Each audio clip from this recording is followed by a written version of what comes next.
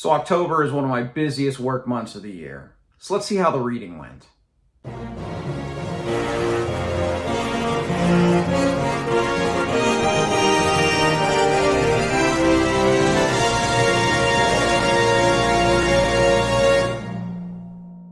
Hey everyone, and welcome to my October book roundup.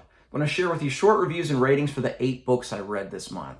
It was a busy month, but I did manage to knock out those 4 big chunkers that I wanted to read this month, along with 4 others that I'm excited to talk with you about today. I will group the reviews by genre, so if you want to skip a certain genre that you don't read or skip to a certain genre that you read most, chapters are below. But make sure you stick around and at least stop by for the book of the month because it was fantastic and had some of the most beautiful writing I've read maybe ever. But let's go ahead and jump in. I'm going to start with a book of nonfiction that I read called Evening in the Palace of Reason, Bach Meets Frederick the Great in the Age of Enlightenment. And this was by James R. Gaines. This was a very interesting book. It's a book written for me, I swear, because I love history and I'm a musician and I frequently read biographies and a lot of things about classical music composers, but I actually hadn't read much about Johann Sebastian Bach.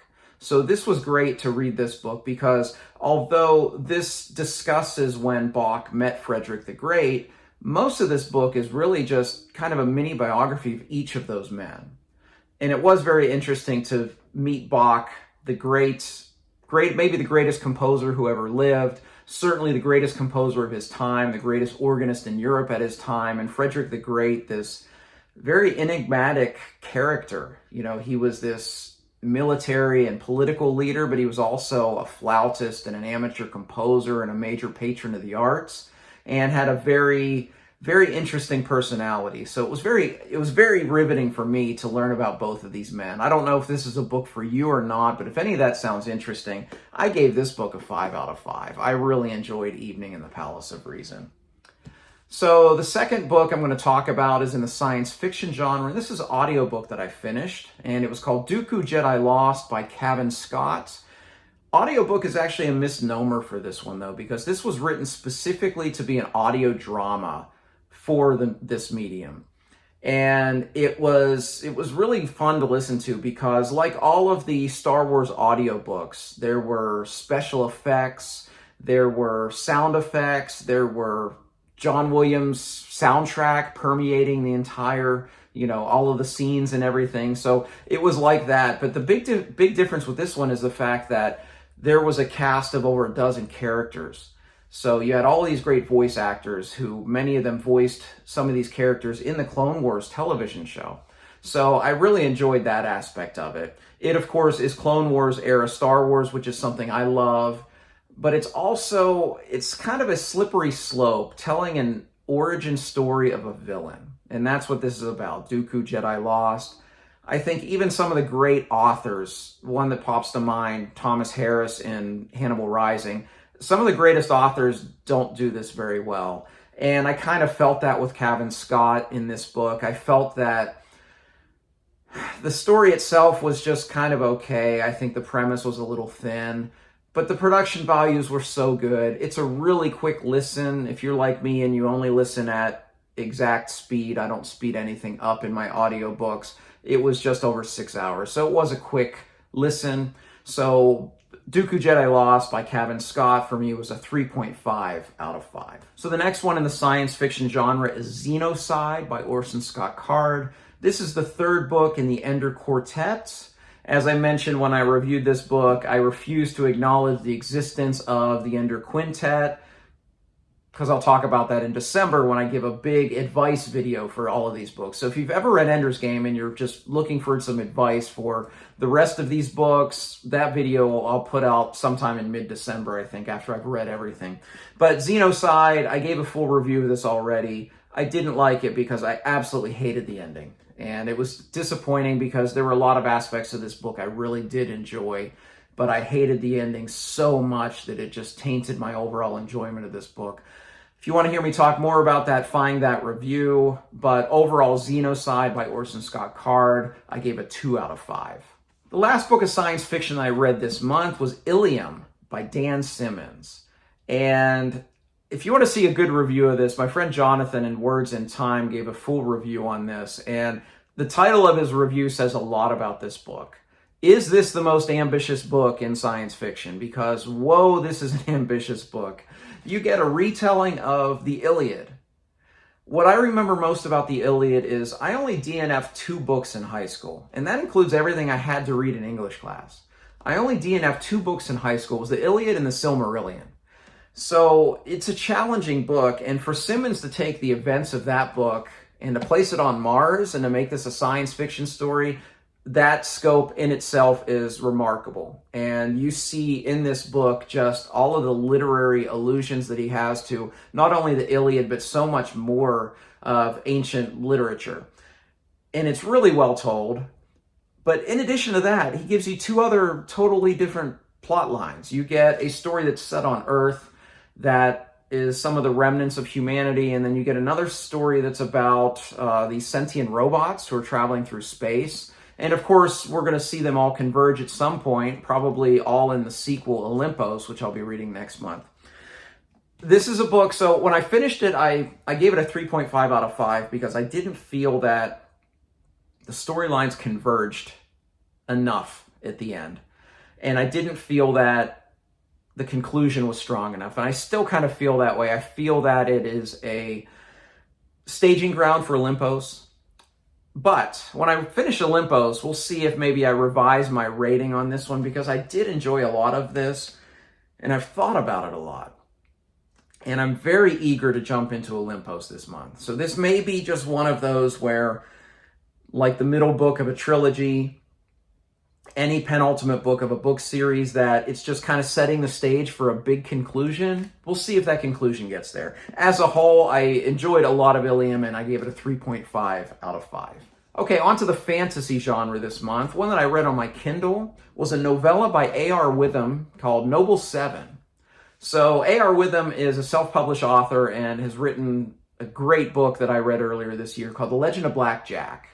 And it's just this fun portal fantasy with a young protagonist who's thrown into this magical world called Keymark. Well, Noble Seven is a prequel set in Keymark, and it tells about these Noble Seven Knights. It's a really quick read. I read it in under an hour. It's kind of 3 acts, and I thought it was delightful just being back in this world. This prequel set 100 years before this story, finding out about these noble knights. But even though it was a quick read, Witham did a great job with establishing characters, a few that you saw in The Legend of Blackjack and a few different ones that had some quirky mannerisms. But I really enjoyed it, and I do hope that he does continue writing in this magical world of Keymark. You can get this novella for free if you sign up for his newsletter on his website, arwitham.com, and I recommend you do that, especially if you enjoyed Legend of Blackjack. I gave Noble 7 by A.R. Witham a 4 out of 5. Next up, I have The Bands of Mourning by Brandon Sanderson. Of course, I've been reading these the last few months. This is the 3rd book of Mistborn Era 2, because the final book, The Lost Metal, is out this month, and I've just been refreshing my memory with these books. And they're pretty much as I remembered. What I felt about the 3 books in the Mistborn Era 2 series is that the start was not very strong, but each book got better. Each book got more interesting as the stakes were raised. Each book did a better job with characterization, and that's how I felt about all of these. And The Bands of Mourning was the strongest of the 3.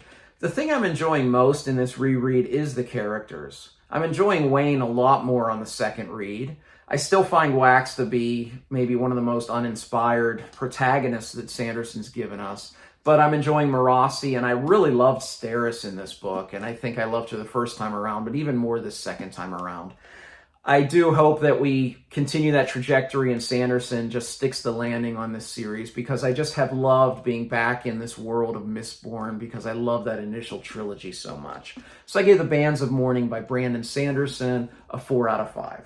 And then I went to my favorite fantasy author, kind of the beginning of the end, and I read Fool's Assassin by Robin Hobb.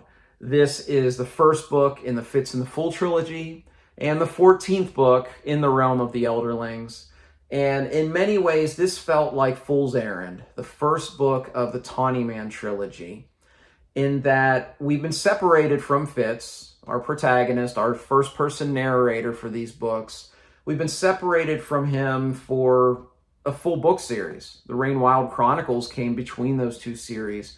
So the first book, in many ways, it's almost like reuniting with a friend, which may sound a little odd, but that's what it felt like to me.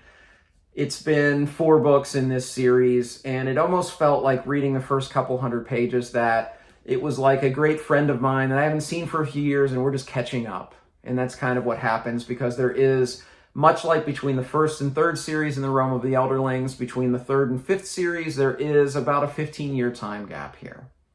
But it was just so great to be back with Fitz and to see what's going on with him and his family and his world and all of those things. And I really enjoyed it. I did not give this a top rating. However, there was one aspect of the plotting that I can't even allude to without major spoilers.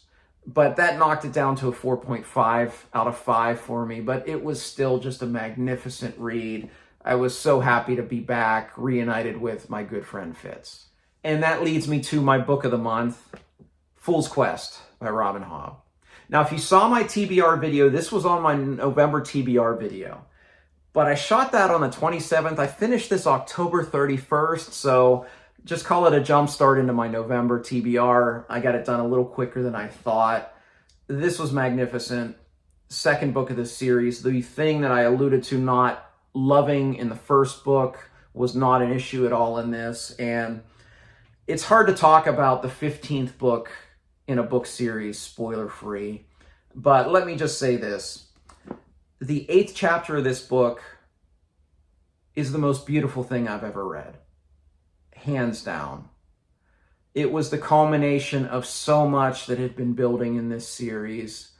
And there was even an aspect as I was seeing the scene unfold and realizing what Hobb was doing, there was an aspect where I thought, oh, I hope she doesn't miss the point here. And she didn't. She delivered on all fronts. And by the strength of that chapter alone, this is a 5-star read. But I did enjoy the plotting and pacing a lot more. And I did enjoy, by the end of this, you start to see these 5 series of The Realm of the Elderlings. You start to see some convergence at the end. So I'm so anxious to see where the final book of this grand journey with my favorite fantasy author is going to take me. As I'm filming this about 100 pages in, I just can't wait to see how it ends. But my book of the month for October 2022 is Fool's Quest by Robin Hobb.